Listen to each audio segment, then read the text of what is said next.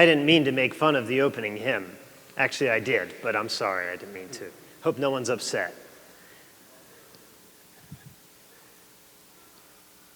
There's a tree beside this rectory, right outside the Adoration Chapel. 2 trees. They're dogwoods. They're fake dogwoods because they look like dogwood trees, but they have these berries on them. Have you ever seen them? They're ugly trees. And when they have these berries, you might think, oh, they're berries. No. When they drop, they get everywhere. They stain everywhere. Do you guys have one of these? Oh, you did. Oh, that's true. You did. And now no longer, right? Yes, I'm about to do the same thing. But anyway, these trees, there's no point to them. They look nice for like 1 week a year, and then that's it. I'll tell you what, though. Neighbors saw it, and they said, do you want the berries? I said, do I want the berries? No. But they made jam out of it. Kusa dogwood. They made jam out of the berries. So when life gives you kusa berries, you make... Anyway, okay, so they made the berries. They made the jam. They could see something positive in it. I can't. But I cannot stand this tree. One day, last week, I was walking outside of the chapel, and I was in a very foul mood. I was very angry about something that had happened, and something that I could not change. And it was something that was kind of eating away at me. And I walked under that tree, and all of a sudden, one of those berries did not fall from that tree. It got thrown at me. I felt it. And believe me, it's not hair. I can feel here, you know? And then the second time, another one threw it down. I was like, who in the world is that? I looked up, and a squirrel was looking down and laughing at me. This is true. A squirrel was aiming. They do these things with acorns, too. Do you know that? They do it. I'm not making it up. I saw this. But you know, immediately, I had forgotten about the thing that was just tearing me apart, and I was laughing. Like, okay, this is ridiculous. And I thought, let me write that down. That's a homily. But no, I thought, this is ridiculous. And you know what? I completely forgot about that thing that was so overburdening me, so eating away at me, that I moved on with life. You know, we need to have those things. Sometimes life can be so overcome with suffering and sorrow or tragedy or whatever it might be that it is a natural human instinct to want to go to a diversion, to want to move away from that. That's human. That's natural. That's how we survive. But brothers and sisters, we need to know that suffering is real. We need to know that suffering exists and that God is there when that suffering takes place. And we know that because in the gospel today, Jesus tells the disciples, I am going to be crucified. I'm going to be handed over by my friends. I'm going to be convicted. I'm going to be crucified, and I'm going to die. And then I'm going to rise again so that all of you might have eternal life with me. He told them that. And it said they didn't understand. I don't know that that's true, because they spent the rest of the walk after that talking about how they would reign in heaven with him and who was going to be the closest and who was going to have the best seat. They diverted. They didn't want to talk about the bad stuff. They wanted to talk about what's in it for me after this all happens. So they didn't want to talk about the suffering and the death. Who would?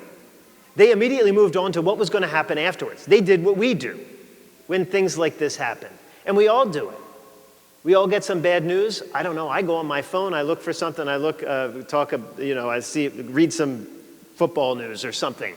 I try to find a football game on TV or a baseball game on TV. I want to divert my attention to the suffering and the sorrow that we all have.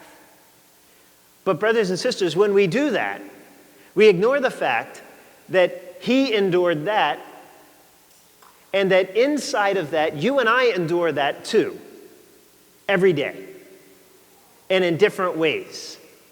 And when that comes, because we like to ignore suffering, When that day comes, when we're all suffering for one reason or another, maybe it's a sickness, maybe it's something going on in our family, maybe it's something that happened to us at work. Whenever we endure this, the immediate first thing we think of is, why didn't God protect me? Why isn't God here? Well, the fact of the matter is God is present in this. Jesus told us it was the case, that it was necessary first for this to happen in order for him to be glorified and to rise into heaven. And so, brothers and sisters, if we ignore this, we ignore the fact that this happens to us too. But yet God is still present when this happens. As I look around, I know that in each one and many people that I look at, I know that this has happened or is happening in a major way in many of the lives seated right here. We all have it. I'm going to ask somebody something, and I know no one's going to raise their hand. But has someone felt this in their life? Has anyone felt this in their life? Christian, have you felt this in your life? You are the only brave enough one to raise your hand. So I'm going to ask you, generally what happened?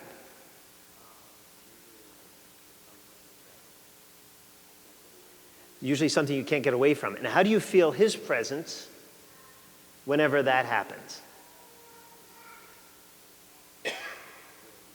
You feel his mercy. Feel his mercy. So that God is present even in the depth. Thank you so much, Bud. Thanks for your witness. That is an awesome witness because each of us have that. Each of us has that. I didn't get a job once, the job that I had been hoping for 5 years. I didn't get it. Someone else got it who was not qualified for that job, at least I thought. And so I immediately thought, where is God? I'm a good guy. I go to Mass. I'm a Christian. How come Jesus didn't give me this job? Because I ignored this and I skipped to the end where everything is great.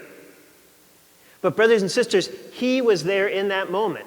And if I got that job, I wouldn't be here today.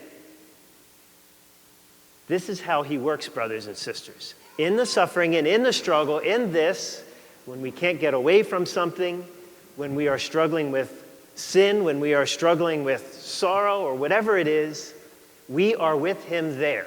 We need to know this exists. Because if this exists, then the resurrection exists. And he is with us the whole way through, not just at the end, at the good parts, but even in the suffering. As I look around, I know you know that is true. Brothers and sisters, he is with us. On the cross, the same cross you and I wear around our necks, the same cross you and I look at in this church. There is not a resurrected Jesus in this church. There's not a resurrected Jesus on our necklaces. There's a cross. We carry him with us on the cross, knowing that he is with us in those moments. He has not abandoned us. He will bring us, though, out of that to the glory of the resurrection if we walk with him first to the cross. Praise be Jesus Christ, King of the universe, now and forever.